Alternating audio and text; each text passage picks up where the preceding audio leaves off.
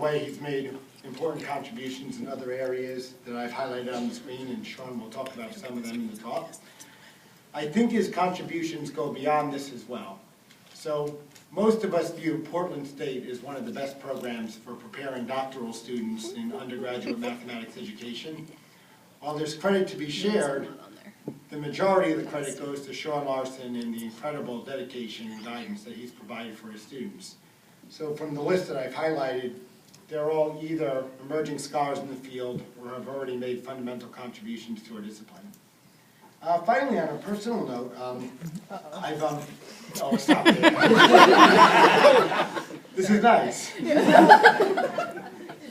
I've often had some issues. Once a year or so, I'll call Sean because I have some issues. Sometimes it's professional, so design experiments or dealing with doctoral students.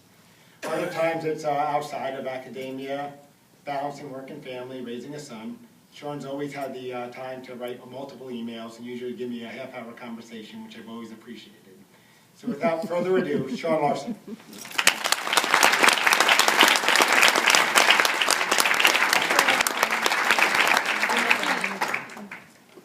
Just go to today. You just go to today. It's up there.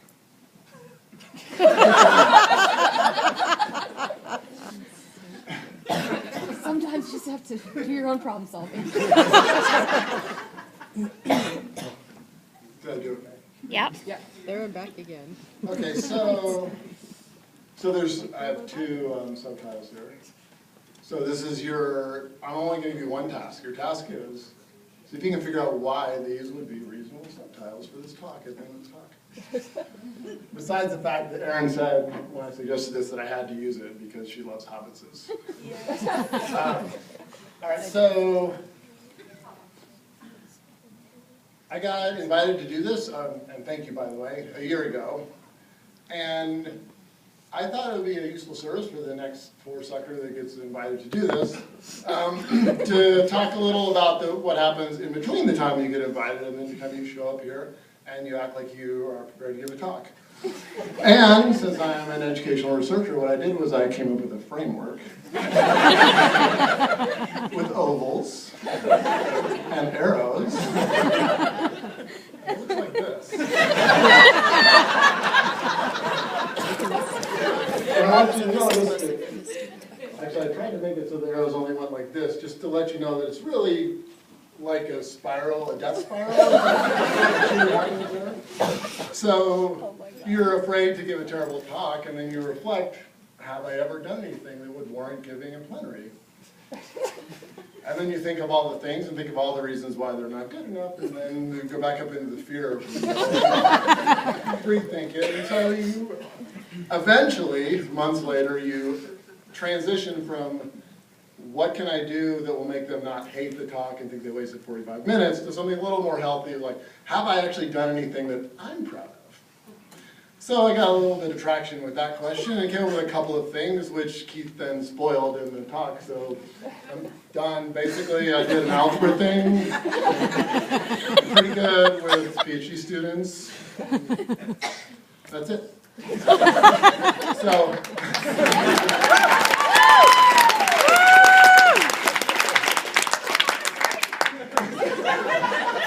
So I put together a talk that's about those things, and I don't know if I met the standard of being worth 45 minutes or so of your time, but you can look forward to another slide that goes even better with my shirt than this one. So look for that. All right, so here we go. Ready? First I'm going to tell you what kind of a talk this is. It's three kinds of talks simultaneously. First, it's a story. It's a story about how my project became our project. And then, because you want the story to be more rigorous, it's a case study. And it is a case study of chipping away at a problem over a long period of time. And finally, it's an allegory. The research project is chrysalis. It's a pictorial allegory. So there's an interpretive key for you because allegories can be hard.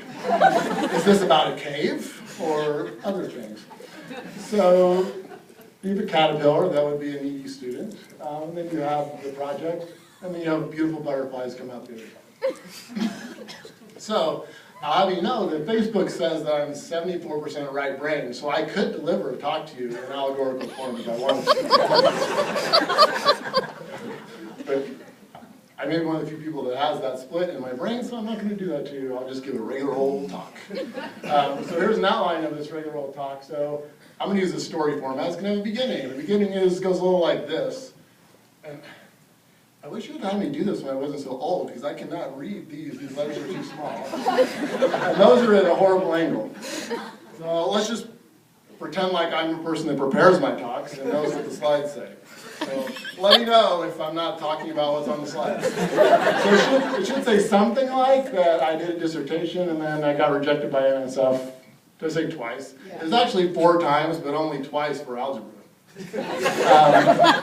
So then I put together a ragtag team of misfits and decided to do the project that NSF said I couldn't do, so heck with them. But now I'm getting ahead of it because I didn't tell you what was the story before I started telling the story. So then there's going to be a middle part, which is we build a curriculum and then we try to figure out what we have to do to get other people to teach this curriculum.